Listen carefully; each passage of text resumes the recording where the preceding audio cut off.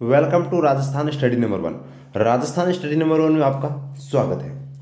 आज है 28 नवंबर और 28 नवंबर 2022 को राजस्थान करंट अफेयर से रिलेटेड जितने भी क्वेश्चन बनते हैं वो उनसे रिलेटेड जितने भी फैक्ट बनते हैं वो आज की क्लास के अंदर हम देखने वाले हैं।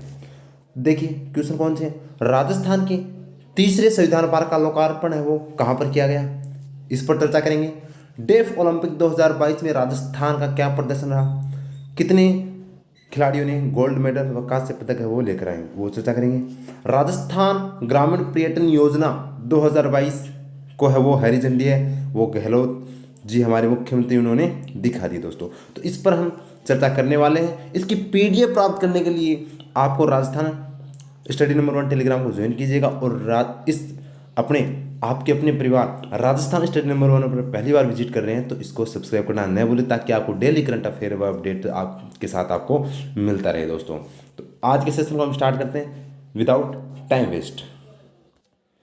तो देखिए फर्स्ट क्वेश्चन है कि संविधान दिवस पर, संविधान दिवस आपको पता है 26 नवंबर दोस्तों, कब मनाया जाता है संविधान दिवस? 26 नवंबर। तो संविधान दिवस पर राज्यपाल कलराज मिश्र ने किस विश्वविद्यालय में संविधान पार्क का लोकार्पण किया है? तो किस विश्वविद्यालय के अंदर? तो महाराजा सूरजमल ब्रज विश्वविद्यालय के अंदर। तो कहाँ पर? महाराजा सूरजमल ब्रज है, ये ब्रज नहीं है दोस्तों, ये है ब्रज, ब्रज विश्वविद्यालय।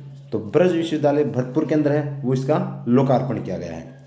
तो अब देखते हैं क्या है संविधान पार्क, और संविधान पार्क से रिलेटेड जितने भी एग्जाम में क्वेश्चन आपके बनते हैं वो हम देखेंगे और कितने अभी तक है वो राजस्थान के अंदर संविधान पार्क है वो बन गए हैं, तो इस पर हम चर्चा करते हैं दोस्तों।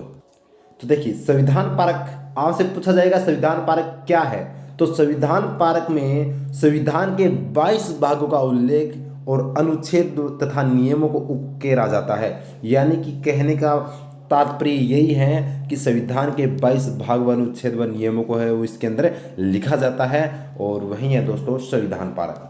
अब राजस्थान में अब तक कुल कितने संविधान पार्क बन गए हैं? तो 3 संविधान पार्क है वो बनाए जा चुके हैं और तीसरा अपना कौन सा है? महाराजा सूरजमल ब्रज विश्वविद्यालय भरतपुर। तो इससे पहले मोहनलाल सुखाड़िया विश्वविद्यालय उदयपुर में, राजभवन जयपुर के अंदर और महाराजा सूरजमल ब्रज विश्वविद्यालय भरतपुर के अंदर, ये 3 राजस्थान के अंदर संविधान पार्क है वो बनाए जा चुके हैं। तो एग्जाम की दृष्टि से वेरी इंपॉर्टेंट है वो यहाँ पर बन जाता है। आपसे पूछा जा सकता है कि निम्नलिखित में से कहाँ पर संविधान पार्क नहीं है, तो इन 3 स्थानों पर है दोस्तों और एक ऐसा स्थान दे दिया जाएगा जहाँ पर नहीं है। तो ऐसे आपको ये तीनों स्थान एग्जाम की दृष्टि से याद रखने हैं जो आने वाले एग्जामों में आपके लिए पूछा जा सकता है।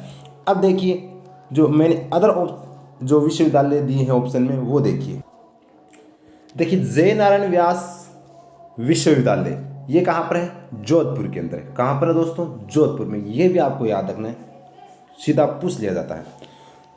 इन्होंने जय नारायण व्यास विश्वविद्यालय ने हाल ही में डॉक्टरेट की उपाधि है वो दी है, किन को दी, कितने व्यक्तियों को? तो यानी कि 2, एक तो लता मंगेशकर जो गायक हैं और MS स्वामीनाथन जो हरित क्रांति के जनक हैं, इनको डॉक्टरेट की उपाधि है वो दी है दोस्तों। तो ये एग्जाम की दृष्टि से वेरी इंपॉर्टेंट है वो बन जाता है। और इसके कुलपति कौन है? KL श्रीवास्तव। कौन है? KL श्रीवास्तव। अब बात करते हैं महाराजा गंगा सिंह विश्वविद्यालय बीकानेर। तो कहाँ पर है? बीकानेर में है। इनके कुलपति कौन है? विनोद सिंह। कौन है? विनोद सिंह। 8 मार्च को दोस्तों क्या आता है? अंतर्राष्ट्रीय महिला दिवस आता है। कौन सा दिवस आता है? अंतर्राष्ट्रीय महिला दिवस। और उसमें उस दिन है वो गुंजन तोदी जो यहाँ की इस विश्वविद्यालय की क्या है? स्टूडेंट है और उसको एक दिन के लिए कुलपति बनाया गया था। कब? 8 मार्च को अंतर्राष्ट्रीय महिला दिवस पर। यह बात भी आपको याद रखनी है। और राजस्थान विश्वविद्यालय कहाँ पर है? जयपुर में है और इसके कुलपति कौन है? राजीव जैन। कौन है दोस्तों? राजीव जैन। तो आई होप, मैं उम्मीद करता हूँ कि आपको अच्छे से समझ में आया होगा। वह उनसे रिलेटेड जितने भी फैक्ट हैं वो मैंने आपके सामने रख दिए। अब अपना नेक्स्ट क्वेश्चन है अंबेडकर उत्सव धाम योजना के तहत राजस्थान के कितने गांवों में सामुदायिक भवनों का निर्माण किया जाएगा? तो एग्जाम की दृष्टि से इंपॉर्टेंट है वो बन जाता है। अब देखिए तो कितने गांवों में? 568 गांवों के अंदर दोस्तों क्या किया जाएगा? सामुदायिक भवनों का निर्माण किया जाएगा।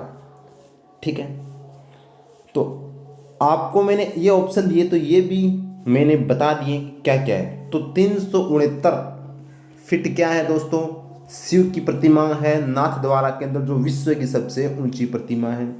500 क्या है, जो मैंने बताए थे बीकानेर के अंदर आयोजित होगा, जो सीए आएंगे, चार्टर अकाउंट की जो मीटिंग होने वाली है वो बीकानेर में 500 सीए आएंगे। और 853 क्या है, वो मैंने बताया था कि बास्केटबॉल जो 66वीं प्रतियोगिता जैसलमेर के अंदर चल रही है, उसके अंदर कुल 853 खिलाड़ी भाग लेंगे। ये इस तरह से भी आपको है वो याद रखना है। अब हम देखते हैं अंबेडकर उत्सव धाम योजना, ये क्या है, वो उनसे रिलेटेड क्या फैक्ट बनते हैं। ये देखिए, अंबेडकर उत्सव धाम योजना निर्माण, सामुदायिक भवनों का निर्माण है वो किया जाएगा इस योजना के तहत। इस योजना को कौन सा विभाग चलाता है, यानी कि सामाजिक न्याय एवं अधिकारिता विभाग के द्वारा यह योजना चलाई जाती है। और इसके अंदर कितने गांव, तो 568 गांव के अंदर है वो सामुदायिक भवन बनेंगे। अब वो 568 गांव कैसे हैं, जो प्रधानमंत्री आदर्श ग्राम हैं। ये एग्जाम की दृष्टि से वेरी इंपॉर्टेंट है, पूछा जा सकता है कि राजस्थान में कितने गांव प्रधानमंत्री आदर्श ग्राम हैं, तो 568 है, और जहां पर सामुदायिक भवनों का निर्माण किया जाएगा। और सामाजिक न्याय एवं अधिकारिता मंत्री कौन है, टीकाराम जूली। कौन है दोस्तों, टीकाराम जूली। तो एग्जाम की दृष्टि से क्या बन जाता है, इंपॉर्टेंट। तो आपको याद रखना है दोस्तों, एग्जाम की दृष्टि से इंपॉर्टेंट है, ये बन जाता है। नेक्स्ट क्वेश्चन देखते हैं, राजस्थान के किस पोर्टल, सॉरी ये होटल नहीं है, ये पोर्टल है। क्या है दोस्तों, ये है पोर्टल। आपको याद रखना है किस पोर्टल को ई गवर्नेंस श्रेणी में 2022 का स्कॉच गोल्ड अवार्ड दिया गया है। स्कॉच गोल्ड अवार्ड है वो दिया गया है। तो ये किसको दिया गया है, जन कल्याण पोर्टल को दिया गया है दोस्तों। किसको दिया गया है, जन कल्याण पोर्टल को 2022 के अंदर स्कॉच गोल्ड का अवार्ड वो दिया गया है। तो देखते हैं इससे रिलेटेड क्या फैक्ट बनते हैं। देखिए, जन कल्याण पोर्टल ये क्या है, इसकी शुरुआत आपसे पूछा जा सकता है कि जन कल्याण, क्योंकि चर्चा में है तो पूछा जा सकता है कि जन कल्याण पोर्टल की शुरुआत कब होती है। 18 दिसंबर 2018 को इसकी शुरुआत होती है।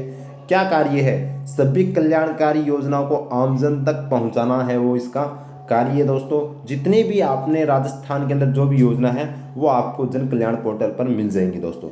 और यह विभाग यानी कि जन कल्याण पोर्टल को चलाने वाला विभाग कौन सा है, तो सूचना एवं संचार प्रौद्योगिकी विभाग है।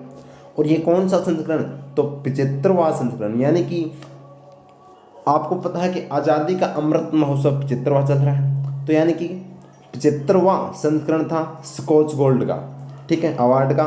तो 75वां यानी कि 75 को दिया गया है पूरे देश के अंदर। तो उसमें एक जन कल्याण पोर्टल अपना राजस्थान का भी है। तो ये भी आपको याद रखना है, एग्जाम की दृष्टि से बन जाता है इंपॉर्टेंट। नेक्स्ट क्वेश्चन है कि 24 नवंबर 2022 को मुख्यमंत्री अशोक गहलोत द्वारा प्रदेश के ग्रामीण अंचल में पर्यटन को बढ़ावा देने के लिए किस नीति का अनुमोदन किया गया है। यानी कि शहरों के अंदर तो पर्यटन आते ही हैं, लेकिन गांवों में भी पर्यटकों को बढ़ावा देने के लिए एक नीति का अनुमोदन किया गया है। और उस नीति का क्या नाम है दोस्तों, राजस्थान ग्रामीण योजना पर्यटन योजना नीति। तो राजस्थान ग्रामीण पर्यटन योजना नीति इसका दोस्तों राइट आंसर होगा। तो देखते हैं क्या है यह और क्या है पर्यटन विभाग। पर्यटन विभाग से संबंधित जितने भी क्वेश्चन बनते हैं और पर्यटन से संबंधित जितने क्वेश्चन बनते हैं वो एक साथ आपके सामने। तो देखिए, महत्वपूर्ण तथ्य के अंदर हम बात करें तो पर्यटन निदेशालय की स्थापना राजस्थान में कब होती है, 1955 में। पर्यटन विभाग की स्थापना 1956 में। और राजस्थान में पर्यटन को उद्योग का दर्जा 1989 के अंदर दिया गया। और पर्यटन विकास हेतु आरटीडीसी की स्थापना की गई। आरटीडीसी का मतलब है Rajasthan tourism development corporation, Rajasthan पर्यटन विकास निगम। और इसका कार्य क्या है, आरटीडीसी का महोत्सव का आयोजन कराना। और हाल ही में एक महोत्सव हुआ है 24 से 27 नवंबर के बीच में चलने वाला मत्स्य महोत्सव, जो एग्जाम में पूछा जा सकता है। इसका आयोजन किसने करवाया है, आरटीडीसी ने करवाया है। तो आपको याद रखना है पर्यटन विभाग, पर्यटन निदेशालय और उद्योग का दर्जा, ये एग्जाम की दृष्टि से पूछे जाने वाला सबसे इंपॉर्टेंट लाइन है, वो उद्योग का दर्जा एग्जाम में आपसे पूछा जा सकता है। तो ये आपको याद रखना है दोस्तों। और पर्यटन अपने राजस्थान का लोगो क्या है पर्यटकों को के लिए, तो पधारो नी हमारे देश, ये आपको याद रखना है दोस्तों। और इससे पहले क्या था न जाने क्या दिख जाए, ये भी आपको याद रखना है। और राजस्थान का सबसे प्रथम यानी कि सर्वप्रथम जो लोगो था वो था ढोला मारू, ये भी आपको है दोस्तों याद रखना है। तो बढ़ते हैं नेक्स्ट क्वेश्चन पर। नेक्स्ट क्वेश्चन है 55वीं राज्य स्तरीय विज्ञान गणित और पर्यावरण प्रदर्शनी का आयोजन कहाँ किया गया? तो इसका आयोजन है वो देशनोक बीकानेर के अंदर किया गया दोस्तों। और देशनोक बीकानेर जो राजस्थान का सबसे प्रसिद्ध स्थान है, क्योंकि यहाँ पर कौन सा मंदिर है? करणी माता का मंदिर है, जो सफ़ेद चूहे वाली देवी डोगरी के नाम से भी जानी जाती है दोस्तों। तो ये आपको याद रखनी है। अब देखते हैं अदर ऑप्शन जो एग्जाम की दृष्टि से बन जाते हैं इम्पोर्टेंट, तो वो भी हम एक साथ आपके सामने रखते हैं। पहले देखिए 55वीं राज्य स्तरीय विज्ञान गणित और पर्यावरण प्रदर्शनी का आयोजन कहाँ किया गया? तो देशनोक बीकानेर के अंदर। कब? तो 22 से 25 नवंबर के मध्य ही है चला दोस्तों आयोजन। और मुख्य अतिथि थे बिड्डी कला। और बिड्डी कला का पूरा नाम आपसे पूछा जा सकता है, तो बुलाकी दास कला। क्या नाम है? बुलाकी दास कला दोस्तों।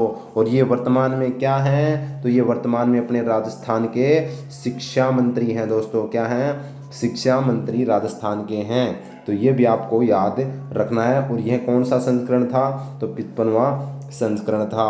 अब देखते हैं और क्या फैक्ट हैं। एग्जाम की दृष्टि से पूछा जाने वाला यहाँ से एक क्वेश्चन 100% बनेगा, ये मैं दावे के साथ कह सकता हूँ। नाथ द्वारा से हम बात करें तो विश्वास स्वरूप जो शिव प्रतिमा है, यह विश्व की सबसे ऊंची 369 फीट ऊंची है। ये विश्व की सबसे ऊंची शिव प्रतिमा नाथ द्वारा के अंदर है वो बनाई जा रही है। योग महोत्सव का आयोजन भी कहाँ पर किया गया? नाथ द्वारा के अंदर। और 5G का उद्घाटन भी कहाँ पर किया गया? नाथ द्वारा के अंदर। और सीपी जोशी जो कहाँ वर्तमान में अपने ये विधानसभा के अध्यक्ष हैं, इनको ये क्या है दोस्तों, इनका जो हम कह सकते हैं कि जो चुनावी क्षेत्र वो कहाँ का है? नाथ द्वारा का है। और पिछवाइया कला हेतु प्रसिद्ध कौन सा स्थान है? तो नाथ द्वारा। तो एग्जाम की दृष्टि से आपसे ये पूछा जा सकता है, तो ये भी आपका वो याद रखना है। अब बात करते हैं शाहपुरा। तो शाहपुरा भीलवाड़ा में केसरी सिंह भारत का पेनोरमा का निर्माण है वो किया जाएगा। और महावीर जी करौली से हमने कल ही पढ़ा था कि पंचकल्याणक महोत्सव का आयोजन है वो, इसका उद्घाटन है वो मुख्यमंत्री अशोक गहलोत ने कहाँ पर किया? तो महावीर जी करौली के अंदर। और महावीर जी करौली की लठमार होली पूरे राजस्थान की प्रसिद्ध है दोस्तों। और ये महावीर जी करौली का मंदिर है वो गंभीर नदी के किनारे स्थित है। तो एग्जाम की दृष्टि से बन जाता है इम्पोर्टेंट। तो आपको इनको फैक्ट है वो अच्छे से याद रखने होंगे दोस्तों। और इसकी PDF प्राप्त करने के लिए राजस्थान टेलीग्राम चैनल को आप है वो ज्वाइन कीजिएगा। और आज का इम्पोर्टेंट क्वेश्चन कि डेफ ओलंपिक 2022 में पदक जीतने वाले राजस्थानी खिलाड़ियों के संदर्भ में सत्य कथन है। तो बताना आपको सत्य कथन। अभिनव शर्मा जिनका खेल है बैडमिंटन, इन्होंने क्या स्वर्ण पदक है वो जीता है। और 3 करोड़ राशि है वो राजस्थान सरकार इनको देगी। गौरांशी शर्मा ये भी बैडमिंटन से संबंधित है, इन्होंने भी स्वर्ण पदक जीता, 3 करोड़ रुपए इनको दिए जाएंगे। वेदिका शर्मा जो शूटिंग इनका खेल है और कांस्य पदक जीत कर आए हैं और 1 करोड़ रुपए इनको दिए जाएंगे। तो सभी कथन वो सत्य हैं। तो एग्जाम की दृष्टि से बन जाता है इम्पोर्टेंट। तो आप इन सभी फैक्ट को है वो दोस्तों याद रखना, एग्जाम की दृष्टि से वो इम्पोर्टेंट बन जाता है। तो आपसे पूछा जा सकता है कि कौन सा खिलाड़ी किस खेल से संबंधित है और क्या है वो पदक लेकर आए हैं, तो ये आपको याद रखना है। डेफ आप जानते होंगे, जो जिनको सुनाई नहीं देता हो और जो बोल नहीं पाते हैं, वो दोस्तों इस तरह से डेफ कैटेगरी के अंदर आते हैं। तो ये भी ओलंपिक है वो होते हैं दोस्तों। तो आई होप आपको समझ में आया गया होगा आज का सेशन। तो अगर आपको सेशन अच्छा लगा तो लाइक शेयर और सब्सक्राइब करना ना भूलें दोस्तों, ताकि आपको डेली करंट अफेयर है वो यहाँ पर मिलती रहे। और वीकली करंट अफेयर भी है वो आप ज़रूर देखा करो, ताकि एक साथ रिविज़न आपका होता रहे। जय हिंद।